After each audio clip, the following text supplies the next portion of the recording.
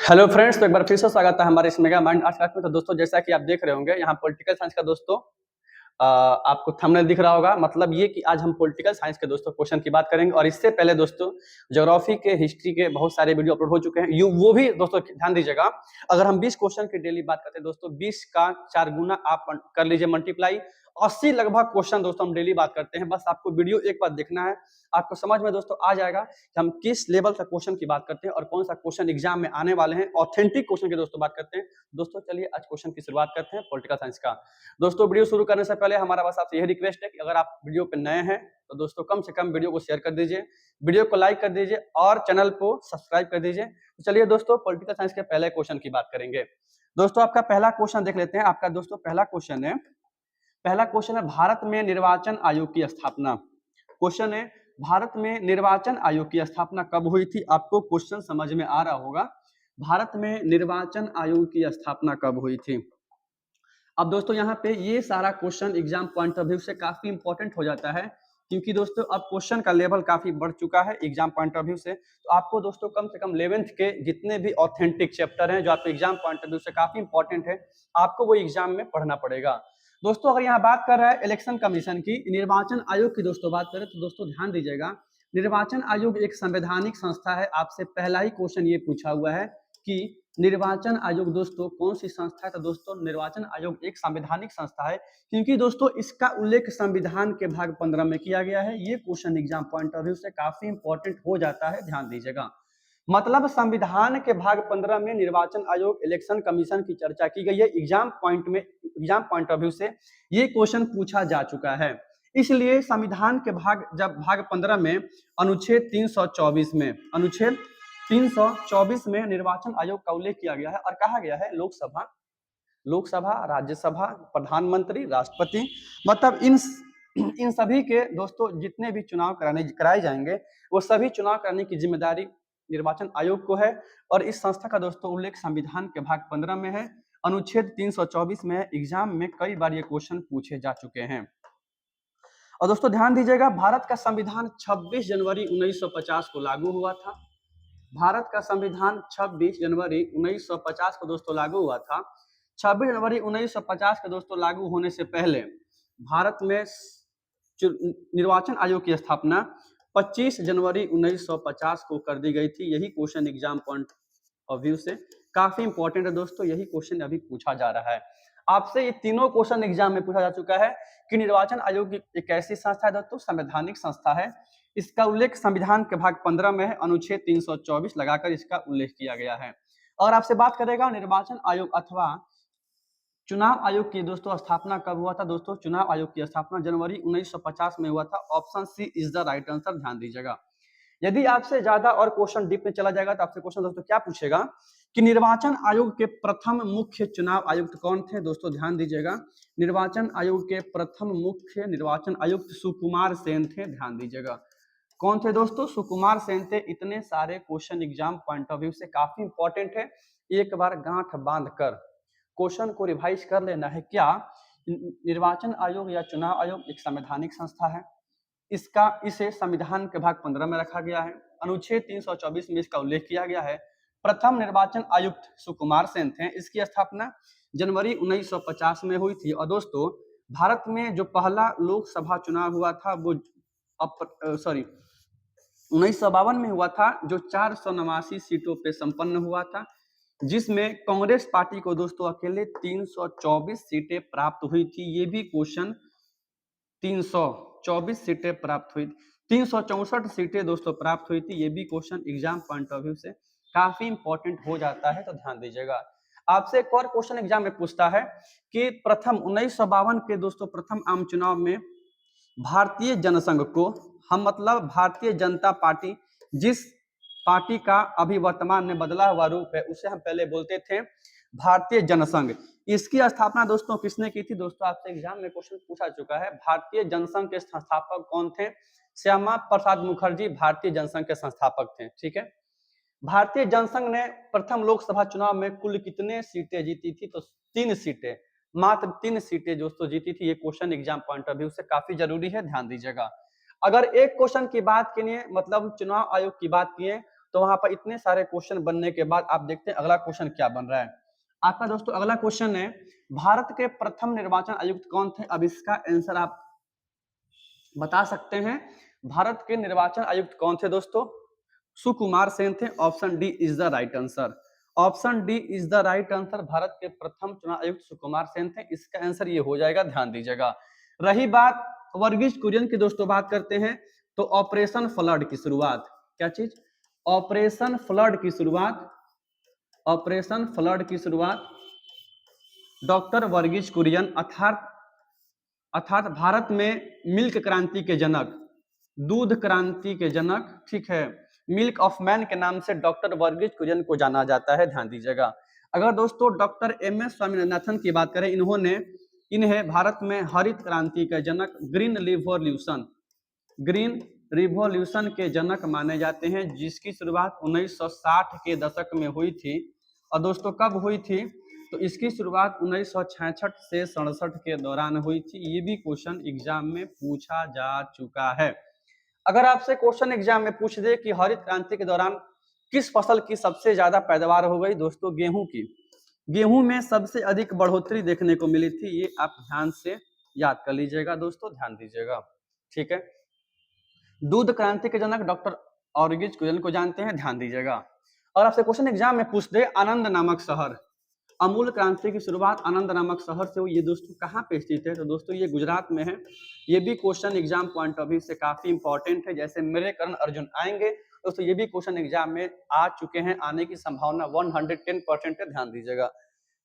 दोस्तों अगले क्वेश्चन की बात करते हैं, संविधान के भाग 15 का संबंध किससे है? ध्यान दीजिएगा। अब देखिए संविधान के भाग 15 का संबंध, ये आपका निर्वाचन आयोग है। चलिए बताइए क्वेश्चन, आपको क्वेश्चन पढ़ा दिया गया है, संविधान के भाग 15 का अनुच्छेद 324 किससे संबंधित? दोस्तों चुनाव आयोग से संबंधित है, निर्वाचन आयोग से संबंधित है। Option C is the right answer. मतलब हम ये बताना चाहते हैं, अगर आपसे एक क्वेश्चन सॉल्व हो जा रहा है तो उसके इर्द गिर्द जितने भी क्वेश्चन बनने की संभावना है, बने जा चुके हैं, बनेंगे दोस्तों, वो सारे क्वेश्चन आपसे सॉल्व हो जाएंगे, बिल्कुल टेंशन नहीं लेना है, ठीक है।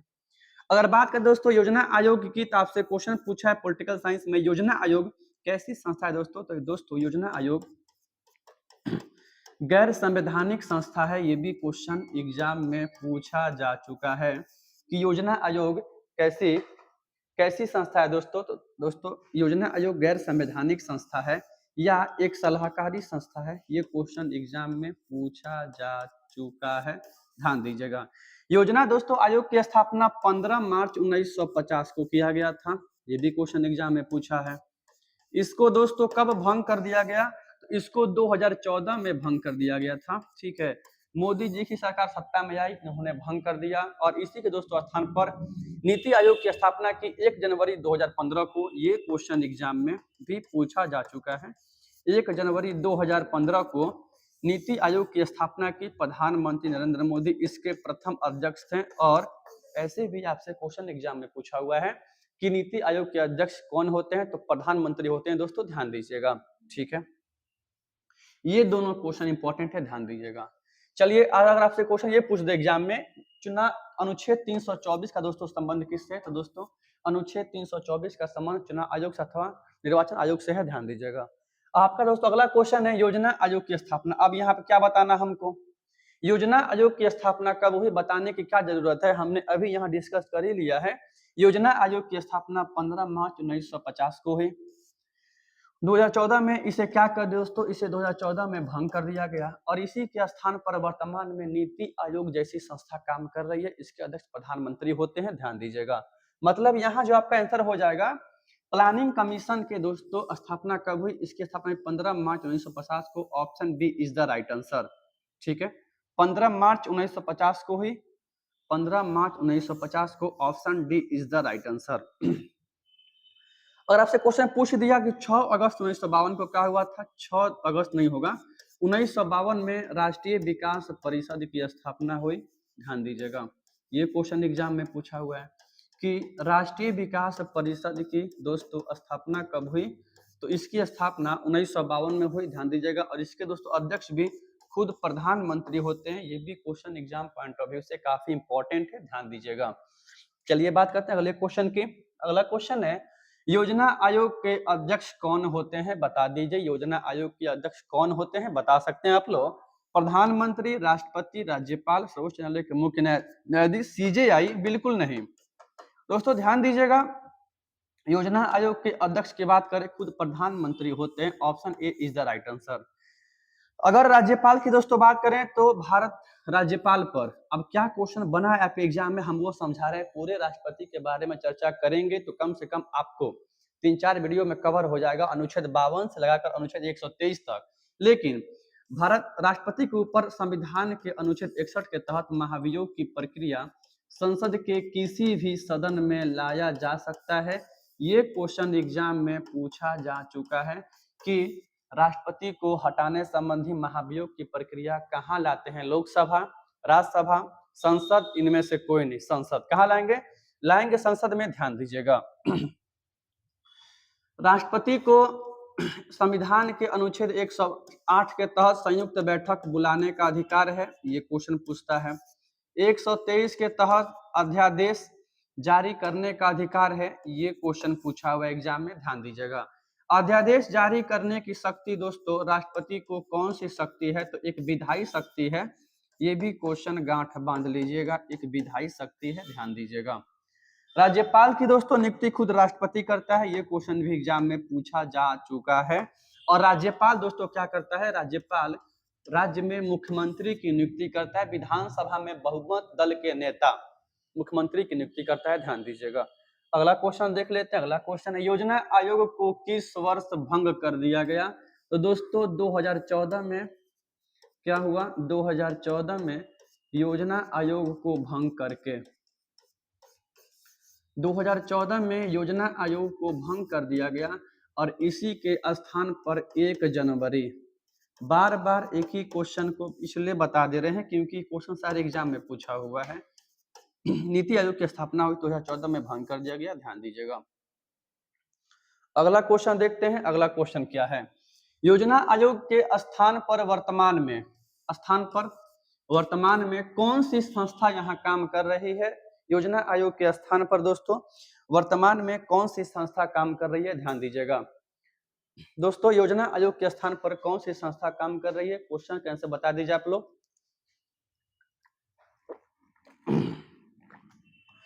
चलिए दोस्तों, योजना आयोग के स्थान पर वर्तमान में नीति आयोग संस्था काम कर रही है। ये question exam point of view से काफी इंपॉर्टेंट हो जाता है। ध्यान दीजिएगा, अगला दोस्तों क्वेश्चन है, नीति आयोग की स्थापना, अब ये क्या बताना, बार बार एक ही क्वेश्चन पूछ रहा है। नीति आयोग की स्थापना 1 जनवरी 2015 को ही। ध्यान दीजिएगा, यह एक सलाहकारी संस्था है, ऐसा ऑप्शन में दिया हुआ है। यह एक गैर संवैधानिक संस्था है। अब ये बार बार हम क्यों बता रहे हैं, हमको पता है आप वीडियो देख रहे हैं, क्योंकि हम एक क्वेश्चन का, अगर एक क्वेश्चन में 4 ऑप्शन हो, चारों ऑप्शन का संबंध आपसे 12th एग्जाम से हो, दोस्तों हम आपसे सारे question exam point of view से पढ़ाएंगे। भले हमें दोबारा क्यों नहीं बोलना पड़े, 4 बार क्यों नहीं बोलना पड़े, 10 बार क्यों नहीं बोलना पड़े, हम पढ़ाएंगे। आपको वीडियो अच्छा लगे वीडियो को पढ़िए, नहीं लगे और यूट्यूब वीडियो फॉलो कर लीजिए, वहां पढ़िए।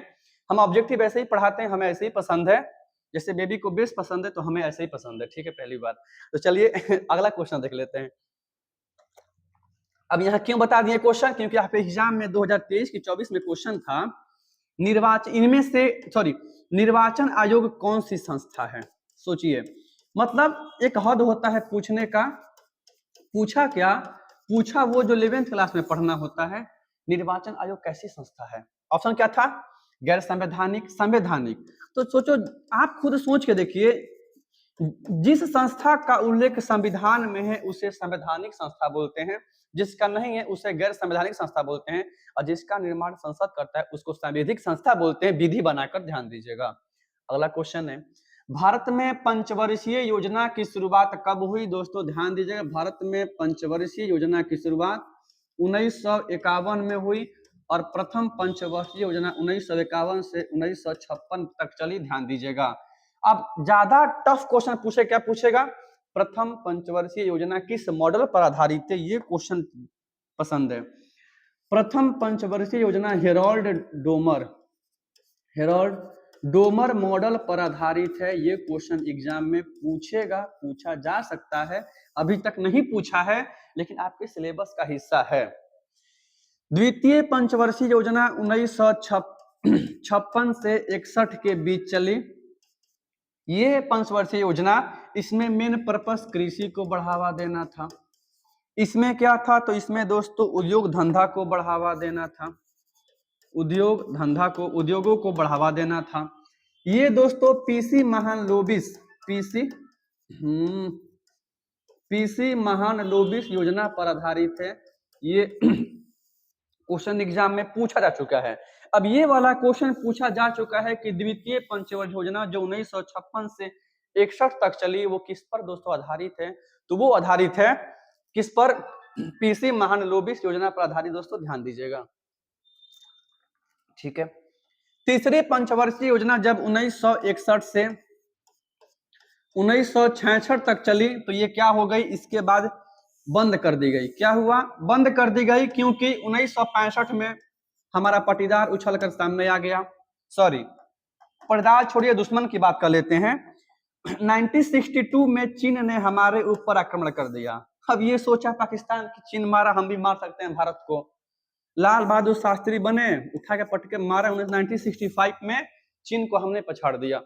अब ये दोनों युद्ध के चलते हमारी पंचवर्षीय योजना फेल हो गई, और तीसरी पंचवर्षीय योजना के बाद एक एक वर्ष का प्लान करके 1+1+1 करके वार्षिक योजनाएं चलाई गई। 1966 से 1967, 1967 से 1968, 1968, 1968 से 1969, ये वार्षिक प्लान एक एक वर्षीय करके चलाया गया, क्योंकि हमने 2 युद्धों का सामना किया था। इतनी हमारी हानि हो चुकी थी। पहले में हमें हार का सामना करना पड़ा, क्योंकि हमारे पास सैनिक क्षमता नहीं थी, और 1 साल बाद हमने 2 साल बाद 27 मई दोस्तों 27 मई 1964 को हमने एक बहुमूल्य रत्न खो दिया, पंडित जवाहरलाल नेहरू को खो दिया। भारत के प्रधानमंत्री लाल बहादुर शास्त्री को बनाया गया, उसने इतनी सैनिक भर्ती कर ली मात्र 1 साल के अंदर कि 1965 के युद्ध में हमने पाकिस्तान को इतना धोया कि सर्फ एक्सल की कमी पड़ गई थी। हमारे यहाँ सरफ नहीं था धोने के लिए, उसको खिलाए थे गोली अच्छे से बैठा के, भूखा था सब भूखा, समझे, हार गया। अब ये हारा नहीं, इसके बाद हमको पता ही है 1971 में हुआ, ठीक है, तो ध्यान दीजिएगा। तो इसका आंसर क्या हो जाएगा दोस्तों, 1951 में प्रथम पंचवर्षीय योजना की शुरुआत हुआ था। ध्यान दीजिएगा। अगर 1953 की दोस्तों बात करते हैं, तो 1953 में क्या हुआ था दोस्तों, 1953 में क्या हुआ, अक्टूबर 1953 को, क्या चीज, अक्टूबर 1953 में भारत का प्रथम राज्य भाषा के आधार पर बनने वाला कौन था, आंध्र प्रदेश था। ध्यान दीजिएगा, आंध्र प्रदेश था। अगला क्वेश्चन देखते हैं। अगला क्वेश्चन है प्रथम पंचवर्षीय योजना। अब ये क्या है, कुछ नहीं है, बताइए आंसर। प्रथम पंचवर्षीय योजना कब से कब तक चली दोस्तों, ध्यान दीजिएगा। प्रथम पंचवर्षीय योजना 1951 से 1956 तक चली। Option A is the right answer. द्वितीय कब चली, 56 से 61। कब चली तीसरी, 61 से 66। उसके बाद एक एक वर्ष का प्लान आ गया, क्योंकि हमने 1961 का चीन ने हमें पराजित कर दिया, और 1965 में हमने सर्फ एक्सल यूज किया, धो डाला किसको, पाकिस्तान को, सॉरी मतलब हमने हराया पाकिस्तान को। दूसरी पंचवर्षीय योजना कब से कब तक चली दोस्तों, 56 से 61 चली। क्या क्वेश्चन है, अगला क्वेश्चन देखते हैं। अगला क्वेश्चन है दोस्तों, देख लीजिएगा। तृतीय पंचवर्षीय, प्रभु हे हरिराम, तृतीय पंचवर्षीय योजना 61 से 66। अब ऐसा क्वेश्चन क्यों ला रहे हैं दोस्तों, ध्यान दीजिएगा। अगर हम चाहते तो यहीं पर बता के सारे क्वेश्चन सॉर्ट आउट कर सकता था, लेकिन मैंने क्या किया, इन तीनों क्वेश्चन को डाटाबेस करके हमने आगे पढ़ा दिया आपको। आप यहां से क्वेश्चन याद कर सकते हैं। समझने के बाद ये क्वेश्चन दिमाग को थोड़ा अस्थिर करने वाला नहीं है, बिल्कुल आपको टेम्पोररी करके याद कराएगा, टेंशन नहीं लेना है। 61 से 66 होगा, ध्यान दीजिएगा। आपका अगला दोस्तों क्वेश्चन है, भारत में प्रथम आम चुनाव तथा लोकसभा चुनाव कब हुआ, 1952 में हुआ। हम अभी बताएं आपको, टोटल 489 दोस्तों सीट पे हुआ, 364 सीट दोस्तों क्या हुआ, कांग्रेस को प्राप्त हुआ। भारतीय जनसंघ को 3 सीटें प्राप्त हुई। कम्युनिस्ट पार्टी को 16 सीटें प्राप्त हुई। ध्यान दीजिए, question exam point of view से काफी इंपॉर्टेंट हो जाता है, ध्यान दीजिएगा। अगला क्वेश्चन देखते हैं। अगला क्वेश्चन है, भारत में प्रथम चुनाव तथा लोकसभा चुनाव कितने सीटों पर हुआ, बता सकते हैं आप लोग? आप इसका आंसर दोस्तों कमेंट बॉक्स में दीजिएगा। बार बार एक ही क्वेश्चन को हम रिपीट करवा रहे हैं क्योंकि आपको याद हो जाए। 480, 389, 489, 280। ऑप्शन कमेंट बॉक्स में आपको चूज करके दे देना है। इसका आंसर क्या हो सकता है कि भारत का प्रथम लोकसभा चुनाव कुल कितने सीटों पर हुआ, ध्यान दीजिएगा। अगला क्वेश्चन है, हम बता दे रहे हैं, ज्यादा कोई नहीं, हमको लगता है कि लगभग 21-22 लोग इसमें। एक्स डफर नाम है, ठीक है, आर्यन नाम है, दो चार ऐसे लड़के लड़कियां हैं मेरे ख्याल से, वो कमेंट बॉक्स में ऐसा देता है, ठीक है। अगला क्वेश्चन देखते हैं। अगला क्वेश्चन है, देखिए, किस देश ने 1962 में पंचशील समझौता का उल्लंघन किया? दोस्तों ध्यान दीजिएगा, पंचशील समझौता क्या था? 1954 में 1954 में भारत और चीन के बीच भारत के प्रधानमंत्री पंडित जवाहरलाल नेहरू, चीन के प्रधानमंत्री चाउ एन लाई के मध्य में एक समझौता हुआ, जिस उस समझौते में युद्ध विराम मतलब फ्यूचर को लेकर 5 महत्वपूर्ण बिंदु रखे गए, जिन्हें पंचशील समझौता के नाम से जाना गया। दोस्तों 1954 में हुआ था पंचशील समझौता, ध्यान दीजिएगा। लेकिन 8 साल बाद निकम्मा चीन क्या कर दिया, बिना बताए बात पर क्या कर दिया, आक्रमण कर दिया। वही उल्लंघन किया था चीन ने, ध्यान दीजिएगा। हमारी करारी हार हो गई थी, हम तैयार बिल्कुल नहीं थे, हमें हार हो गई, हम हार गए, ठीक है। आपसे पूछा हुआ है पंचशील समझौता कब हुआ? 1954 में हुआ।